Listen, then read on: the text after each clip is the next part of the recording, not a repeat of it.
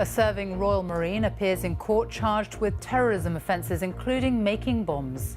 Kieran Maxwell is also accused of storing weapons and ammunition. Anti-personnel mines and a rocket were among the weapons found by police in England and Northern Ireland. The charges follow a police investigation into dissident Republican activity in Northern Ireland. Also tonight, some of England's most senior medical staff call on junior doctors to call off their strike plans, warning patients could be harmed. We are concerned that a series of strikes of 5 days in length will actually impact on patient well-being and their care. The Bishop of Grantham becomes the first bishop in the Church of England to reveal he's gay and in a relationship. Samsung recalls its brand new smartphone after some owners report that the handsets have exploded or caught on fire.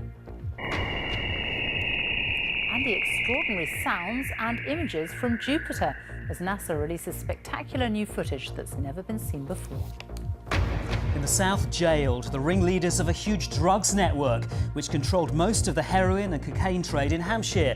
And so you think you can draw? The exhibition of the great artists inspiring us to pick up a sketch pad.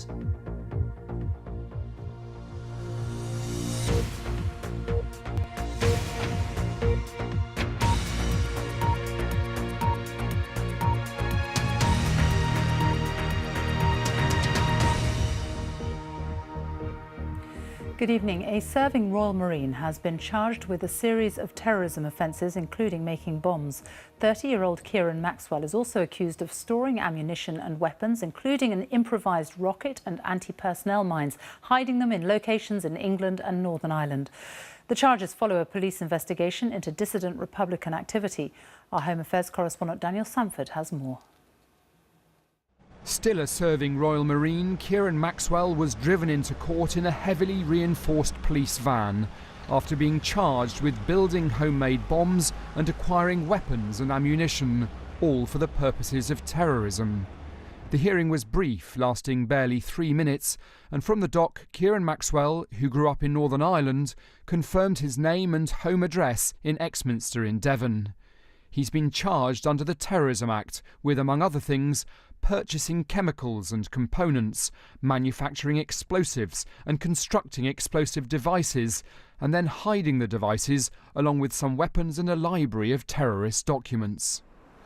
This police investigation followed the discoveries in March and May, near Larne in Northern Ireland, of several barrels containing pipe bombs, anti-personnel mines, timing devices, a handgun and ammunition, all secreted in 2 hides. After a 3-month operation, 30-year-old Kieran Maxwell, who is based at the Royal Marines Norton Manor camp in Somerset, was arrested 9 days ago. Since then, police have made further searches in Northern Ireland and at these woods in Devon, where he's accused of having built more hides to store documents and electrical components. Unusually, Kieran Maxwell is not being taken to prison, but back to the police station while detectives continue their investigation. He'll return here to court on Monday. This is a very rare case in which a current member of the armed forces, from an elite unit no less, has been charged with terrorism. Servicemen who come from Northern Ireland go through regular background checks. The intriguing thing about this unique case is that when those weapons dumps were originally found in Northern Ireland earlier this year, the police there, the PSNI, made it quite clear that they were investigating suspected dissident republicanism. Several months on, that has ultimately led to a Royal Marine appearing here this afternoon on charges of terrorism. Sophie. Daniel Sanford, thank you. Some of the most senior members of the medical profession have urged junior doctors in England to cancel plans for a series of 5-day strikes between now and Christmas in protest at the government's imposition of a new contract. The Academy of Medical Royal Colleges said the action was not proportionate and would harm patients. The doctors' union, the BMA, says it has been left with no choice. Our health editor Hugh Pym reports. For each and every doctor in England, this bitter dispute has raised difficult choices. The central question, should junior doctors be stepping up their strike? They say we stand together, but is that really the case? Leaders of the profession, who together form the Academy of Medical Royal Colleges, acknowledge their junior colleagues' concerns about working conditions, but say the new action is going too far. Patient safety and well-being is absolutely paramount. That is why we as doctors and surgeons went into the medical profession.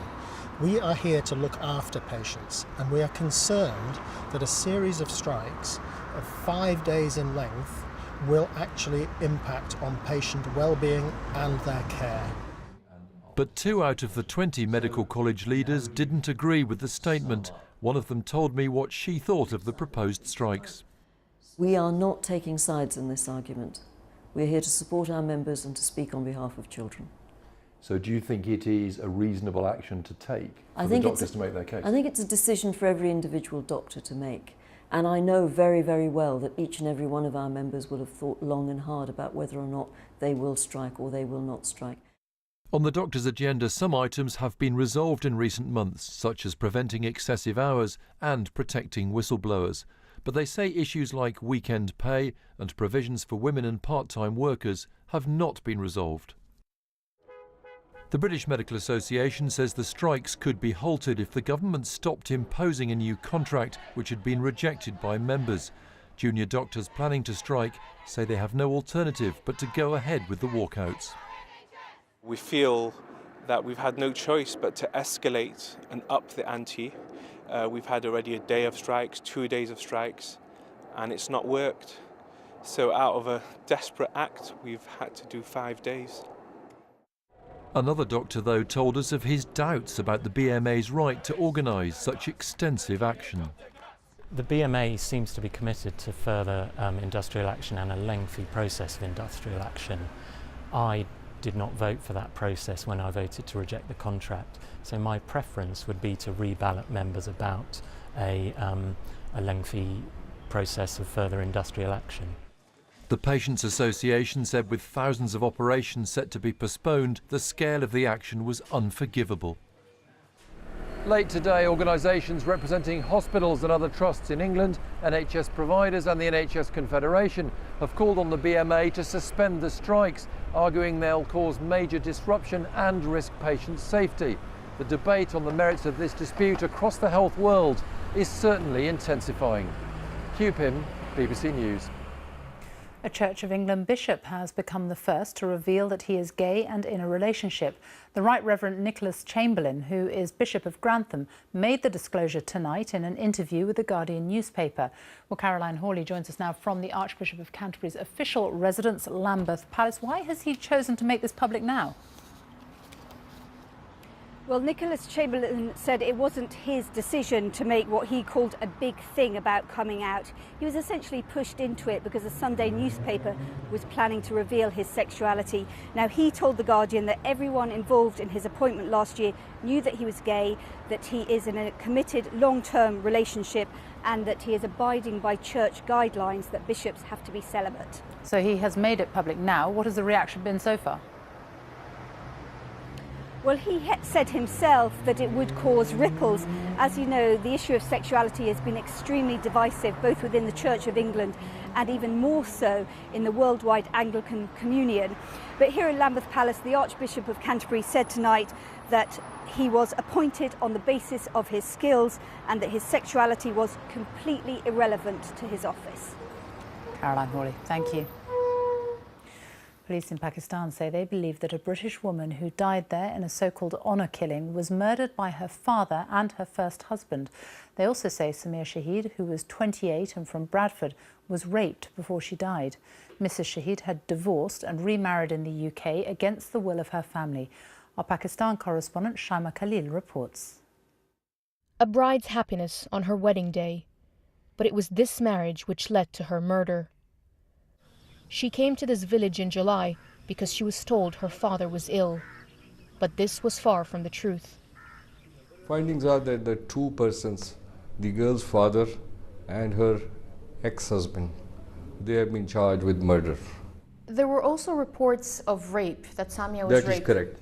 Can you just give me more details about that? So we took the suspect for DNA test, Shakil, and he later confessed that he did rape her before she was murdered. We understand from the police that a day before she was meant to leave Pakistan, Samia Shahid was in this house, which belongs to her husband, Mohammed Shakil. Now, we don't know why she was there, but the police tell us that they have enough evidence to show that Shakil had raped Samia before strangling her. Samia was once married to her cousin in Pakistan before she returned to the UK, filed for divorce, and got married to her second husband, Mukhtar Kazem. Initially, her father had said that she died of a heart attack, but her second husband dismissed the claims and accused the family of killing her because they did not approve of their marriage. The police say they are now seeking the extradition of Samia's mother and sister from the UK for questioning in relation to the crime. Her father and ex-husband had appeared in court a number of times in the last few weeks. The police will now present the final report to the court, and a date will be decided on when the two men will be indicted and when the trial will start. Shaima Khalil, BBC News, Jhelum.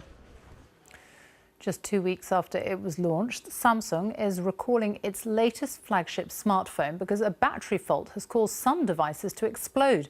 More than 2 million of the Galaxy Note 7s have already been sold around the world, and the phone was due to be launched here today.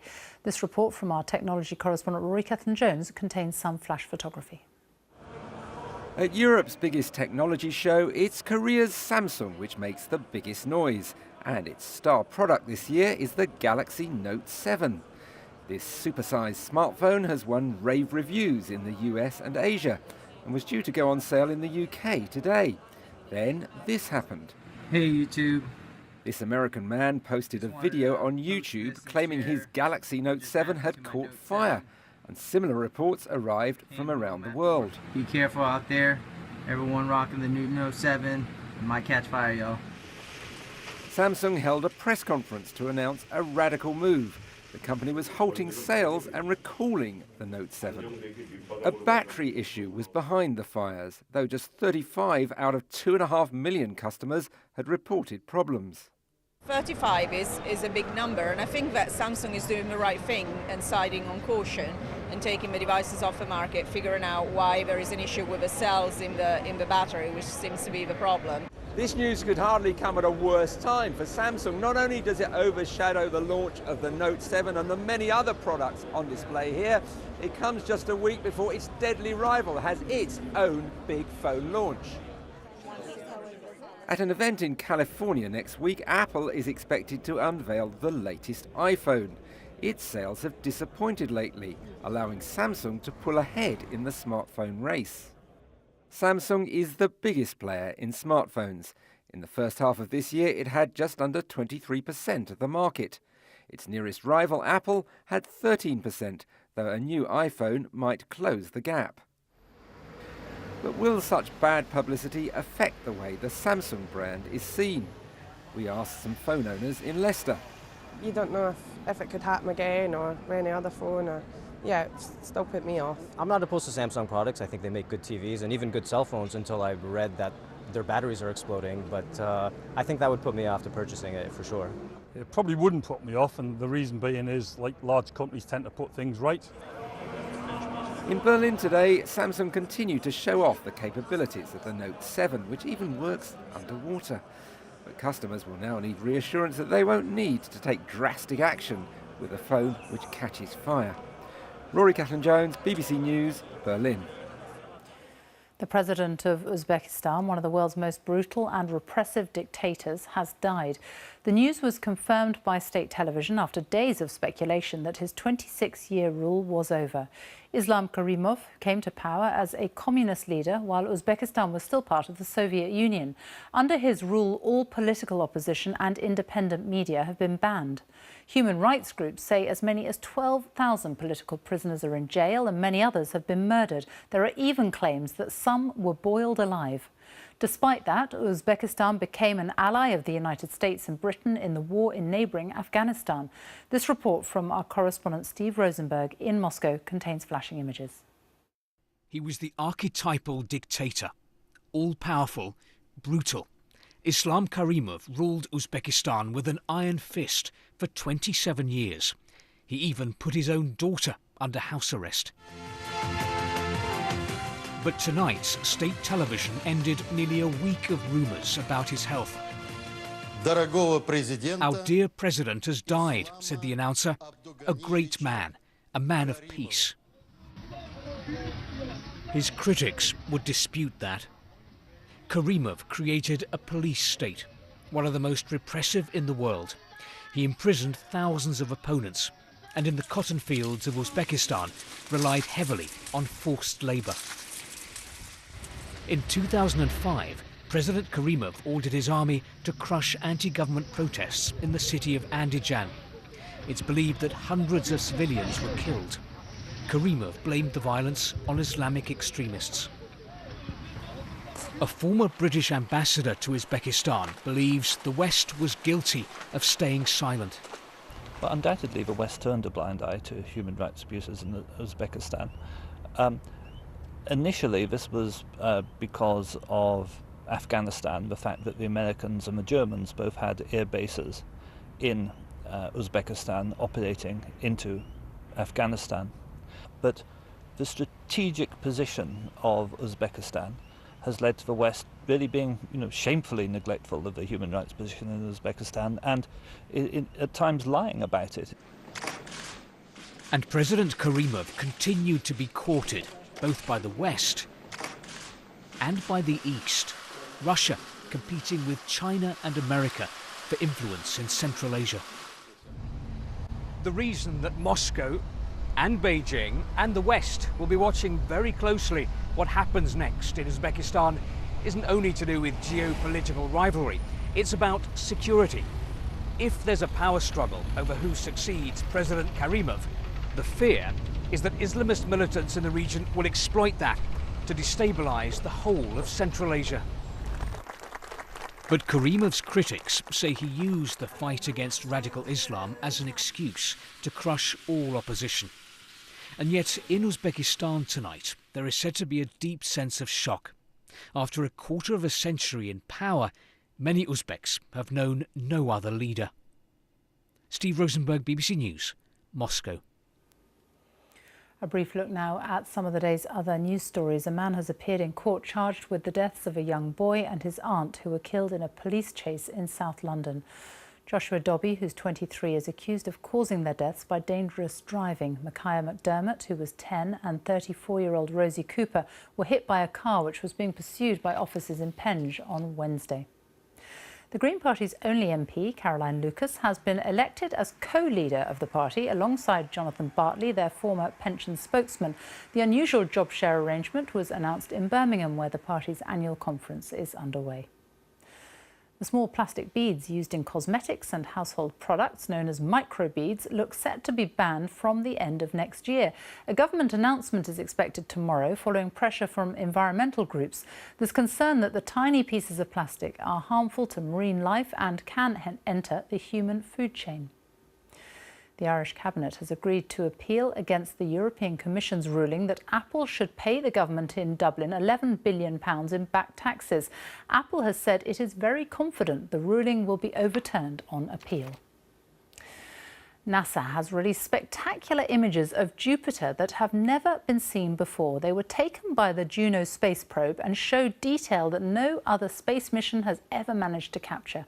Scientists say the mission will give an unparalleled understanding of the largest planet in our solar system, as our science correspondent Rebecca Morell reports. Jupiter as never seen before. For the first time, its south pole is revealed, covered in swirling storms, many even bigger than the Earth. In the north, its thick atmosphere is far bluer than scientists imagined. Now they want to find out why. Here, an infrared view. At the top, you can see Jupiter's northern lights. And the sound? It was captured as NASA's Juno spacecraft flew through the charged particles that created the spectacular light show. Team's reaction was just amazement. Look at these images. They're coming from Jupiter. We're flying over the pole for the first time, and it's just jaw-dropping. You see these images from over the pole. You see looking down on the pole from Jupiter for the first time ever. Liftoff. NASA's billion-dollar mission blasted off in 2011, the start of a 3 billion-kilometre voyage through the solar system. The spacecraft reached its destination in July, grabbed into orbit by Jupiter's gravitational pull. Jupiter dominates our solar system.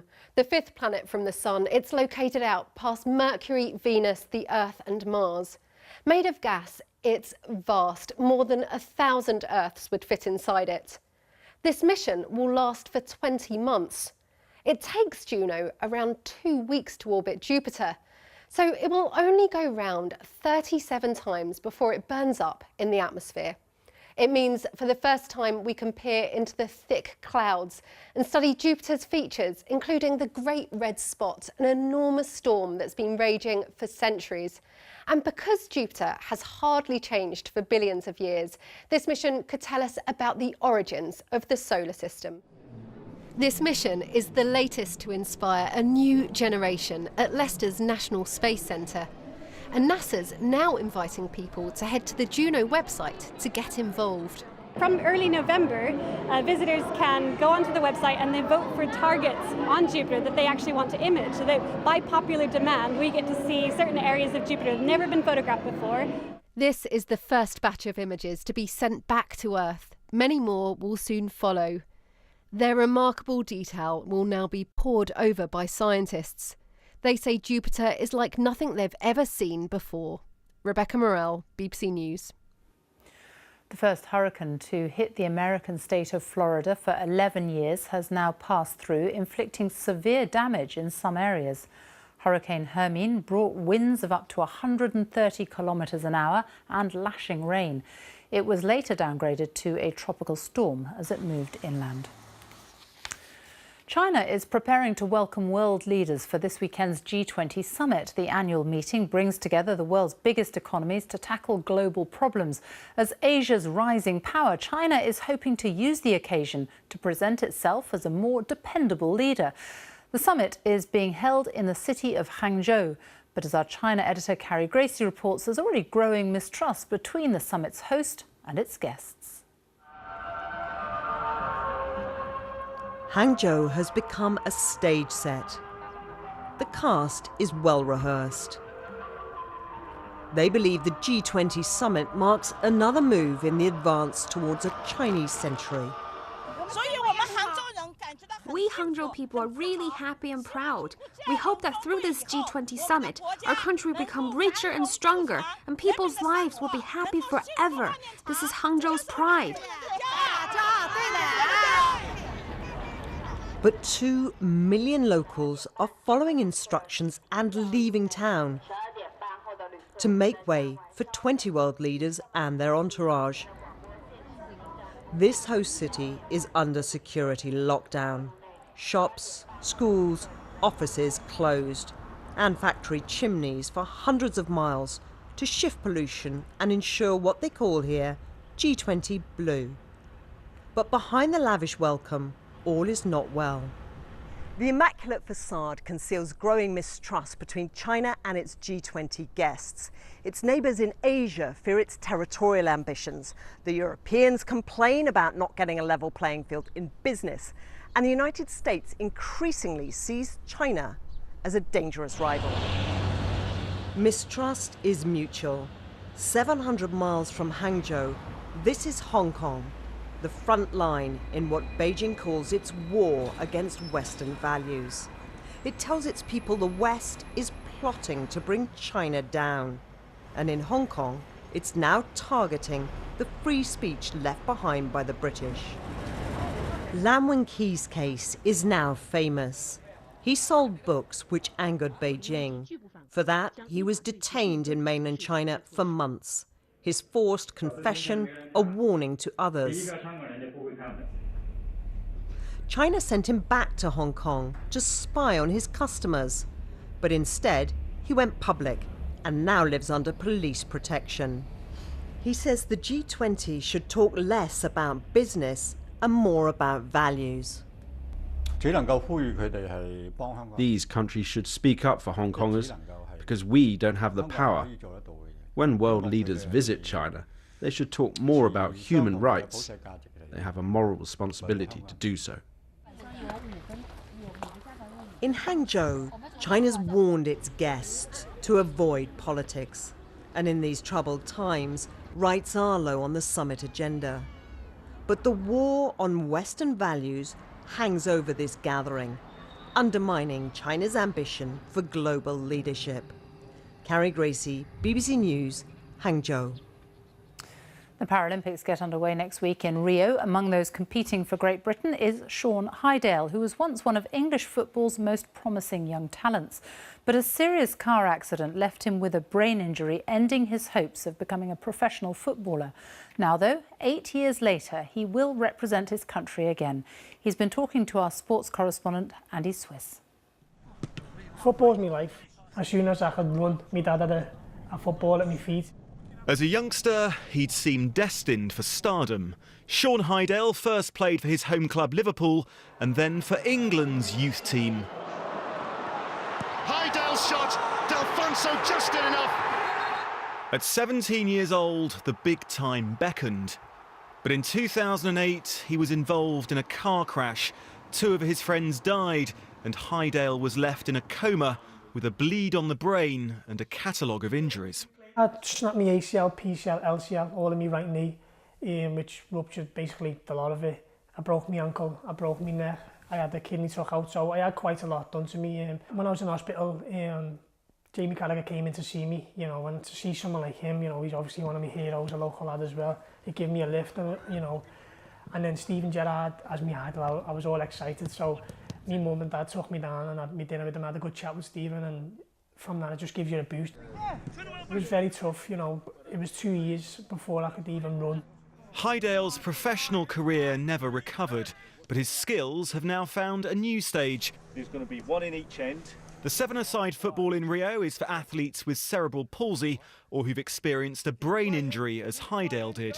And the British team face some opening match against the hosts, Brazil. It's going to be a sellout of 15,000 people, so I can't wait. When, you know, Liverpool days are over, I thought, the playing at the nice pitches, playing with the top, you know, the top people, and all that was gone. But now to come into Great Britain and just bringing back memories for me, and I'm enjoying every minute. And back at the club which nurtured his talent, he told me that Liverpool to Rio has been the toughest of journeys. Bearing in mind everything you've been through over the years, how will it be for you to be out there? It's going to be, you know, it's a proud moment for myself, you know, and my family to know, you know, personally what we went through and, you know, and what we've come out to. So it's going to be a, you know, it's going to be a very good experience, and I can't wait just to, you know, grab it with both hands and give it everything that I've got. Nearly a decade on then from the moment which changed his life, time for a second shot at glory. Andy Swiss, BBC News. Newsnight is coming up on BBC Two. Here's Emily Maitlis. Tonight, a rare intervention from the Russian Deputy Prime Minister as he tells Newsnight that Brexit will make Russia and Europe weaker. Join me here on BBC Two. That's all from us. Now on BBC One, it's time for the news where you are. Good night.